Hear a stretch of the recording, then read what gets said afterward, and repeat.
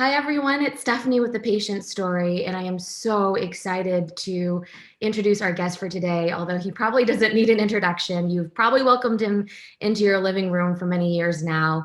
TV journalist, personality, meteorologist, author. Am I missing anything, Al? Oh, I don't know. Bon vivant. Who knows? Thank you for joining us today, Al. Al Roker. Really appreciate it. Thank you. Thanks for having me.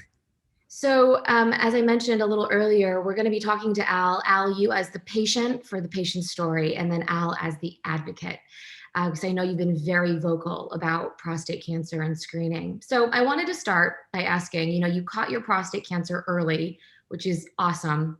You were in the middle of a routine screening with PSA tests.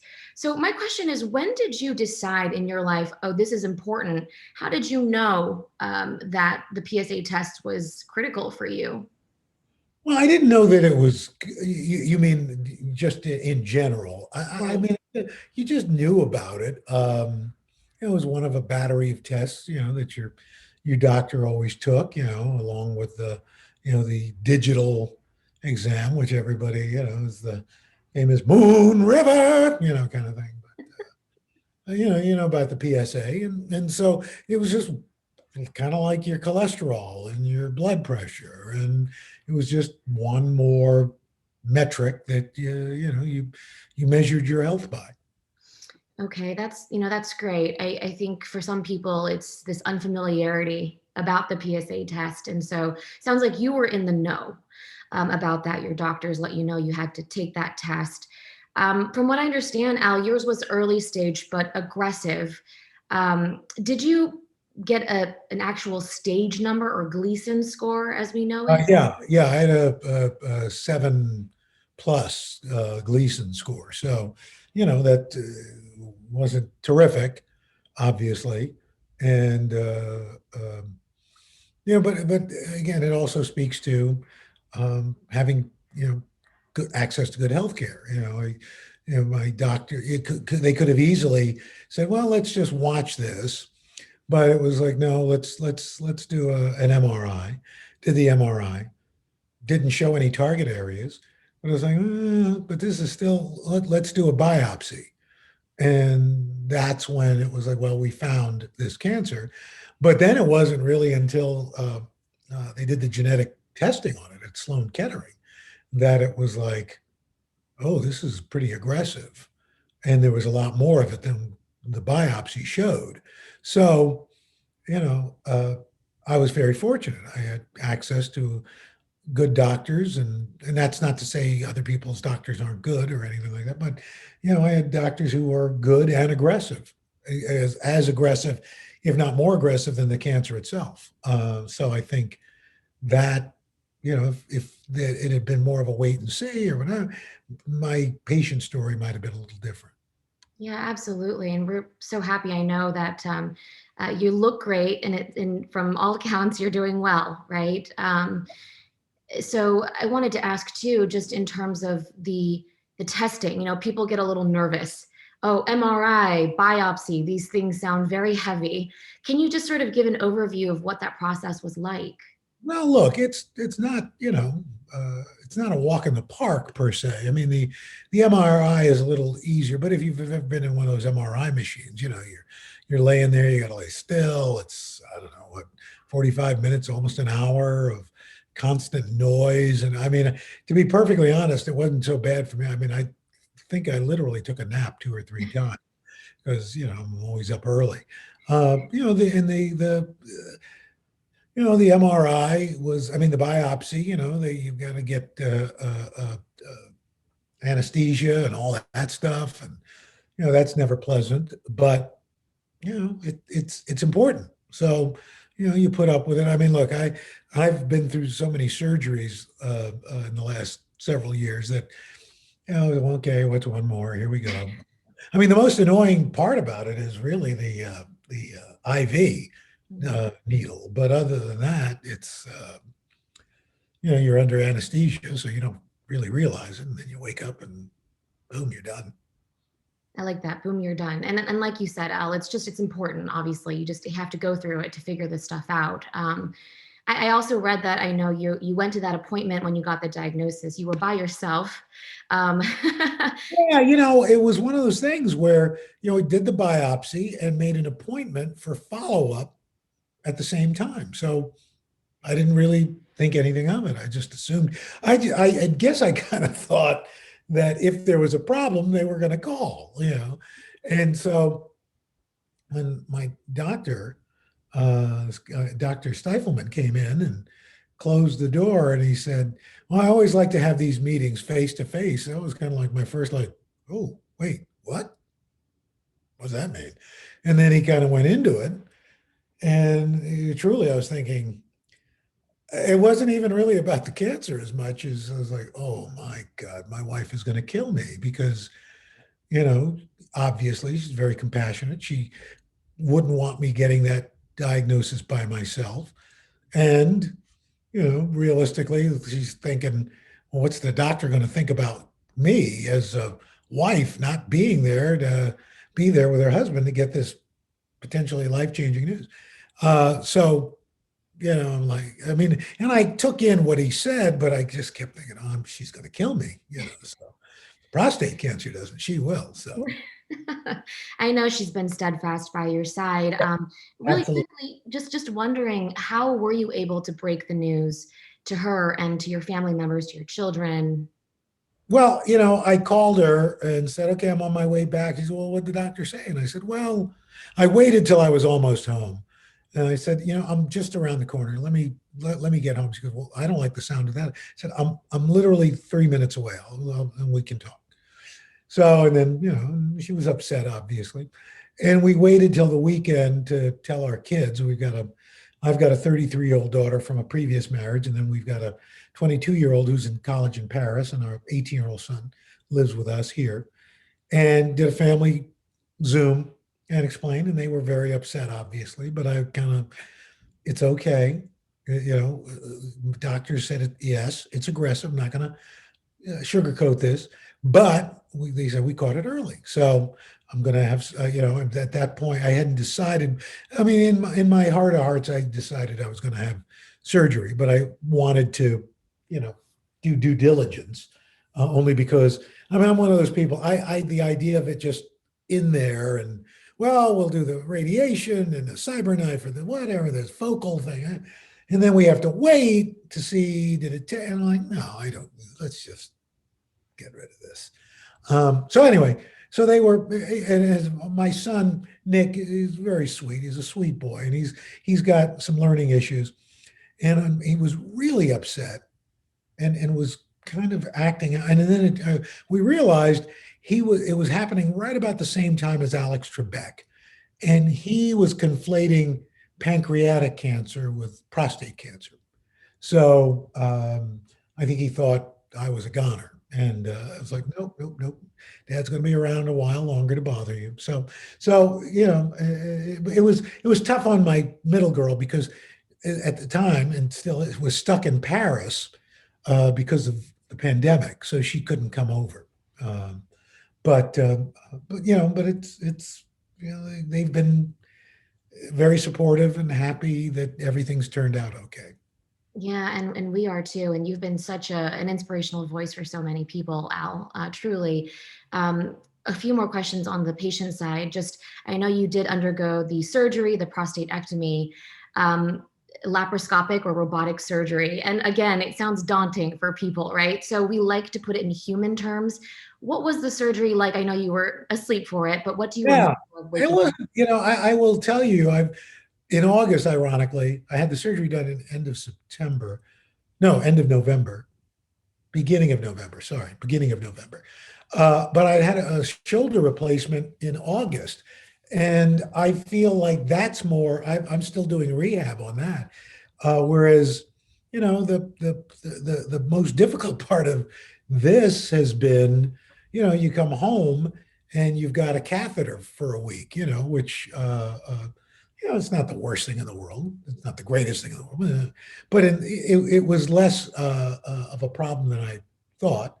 And look, there are the issues of a little incontinence, a little erectile dysfunction, but that's rectified itself.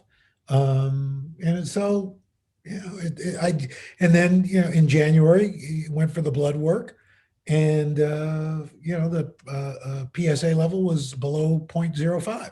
So now every 6 months, I go again in May, and every 6 months thereafter, blood work, knock on wood, it's 5 years with no problems, and then it's once a year. So, which, you do blood work once a year anyway. So, Right, yeah. right.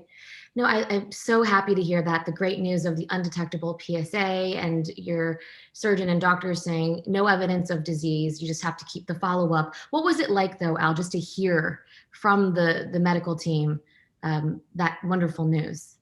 Well, it was, it first kind of started, I had Dr. Vincent Ladone was my surgeon, and he's obviously, a real pioneer in this area. And so, somebody like that has done a whole ton of these. So he was very optimistic afterwards. He said, look, we're doing pathology during the procedure. We took out the lymph nodes surrounding that area, didn't see anything. So I was already cautiously optimistic, but I was, once you get, but you're still waiting for that blood work. And once you get that, and it's a real weight off, you're like, okay, now the clock starts again for the next 6 months, and probably get a little anxious right before that, but here we go. Part of the deal, actually wrapping this part of it up, I wanted to ask you about that. It's living from blood test to blood test. People talk about survivorship, so navigating life after cancer diagnosis. Any guidance for people? I know you're just in it, but just in terms of living life now this way. Well, yeah, it's, I always keep thinking that 5 minutes before the doctor walked in, I felt one way. And then 5 minutes or 30 minutes later, when I'm walking out the door to get in the cab, it's like, well, this is kind of weird because I don't really feel any different. But somebody says, oh, by the way, you have cancer, those 3 words. Then all of a sudden, I mean, even though you don't feel differently, you are different. And it's the same with this, it's you're still going to be living every 6 months, but you're alive. And that's, I don't really think about it. So it's a good feeling. Good, good. Now, moving on to the advocate side, I know we have a few minutes left. I heard you say guys are wimpy, don't like going to the doctor. So if you're sitting across a group of men and they're convinced they don't need to go and get screened, what do you say to them? Well, I wouldn't understand it. I mean, listen, if you have problems finding healthcare or something like that, maybe, I guess. But if you're a guy who goes to the doctor, once a year for the physical, you're already there. What's the big deal? I mean, again, it's that finger moment, but that's and that was the funny because all along, doctors said, whenever I have the exam, oh, it doesn't seem swollen. You got a small prostate, which was great, but I just don't. If you're going to the doctor anyway, Right. why not? Get it done. Yeah. Yeah. And I know, Al, very passionate about getting the message across to men of color, in particular African American men, who are 50% more likely to be diagnosed with prostate cancer compared to other ethnicities, and twice as likely to die from it. That's really a huge discrepancy here. So what would you like to get out specifically to African American men about taking this seriously? Well, I think there's you can ignore it at your own peril. But if you love your family, love what you do, love the people around you, you've got to do this. It's not, there's no stigma to it. So just, get it done. Make sure you're going to be around for your family. It is, look, it is imperative. There's more research being done, but until that happens, you got to make sure you're going to do what you can to uh, minimize your risks of disease. And this is a disease that we're more likely to get. And you just have to do it. There's no ifs, ands, or buts about it. Is there something in the messaging from the medical and scientific organizations that could be done better, do you think, to reach certain groups? Well, listen, I think I don't know that it's so much the messaging as it is. Um, I do think it's the access. That making sure that look, the current healthcare system is, you've got to. I'm not saying this in a negative sense, but it's a little bit of a factory to it. You've got to move. Doctors unfortunately have to move their patients through. There's, and these are not. I'm not saying that these are not dedicated doctors, and they don't care about their patients' health. They do, but they by the very nature of the way the healthcare system works now, you can't spend a lot of time. So if everything's okay, and the problem with prostate cancer is, there's generally no outward symptoms, but if there are, it's probably way too, you're pretty well down the line with the progression of the disease. So I think making sure that in communities of color, where there can be medical treatment deserts, just like there are food deserts and pharmacological deserts, pharmacy deserts. We got to make sure that there is access for this. And since you're talking about diversity, I just want to ask you about diversity in things like clinical trials, how people are able to come up with new treatments. Is there a message there about getting more diversity in the trials? Absolutely. I think, and look, you look at what we just went through in the pandemic, which obviously communities of color were far more impacted by the pandemic. But when it has come to the vaccine, there was a very huge push to have a real diversity in the folks who were tested, so that we knew that this was safe across, all ethnic groups, and male and female and things like that. So I think, from a research standpoint, especially given that this, is far more impactful to men of color, the studies have to reflect that as well. Last question, Al, quickly, just what's the importance of the patient story, of people like you speaking out, of industries listening to patients? Well, I think, people have to, I think the problem with a lot of, especially in the medical industry, it's in a sense kind of cut and dry, especially when it comes to diagnoses, treatments, medical interventions, so that you tend to forget that these are people. And I don't think it's a malicious forgetfulness. It's just data, medical research, treatment. There are a lot of data points, but those data points come from people. And that's why stories, personal stories, are important. Thank you so much, Al, again, for joining us today. Can't wait to see what's up next for you, and we'll continue to follow along with your journey. So thank you. You bet, Steph.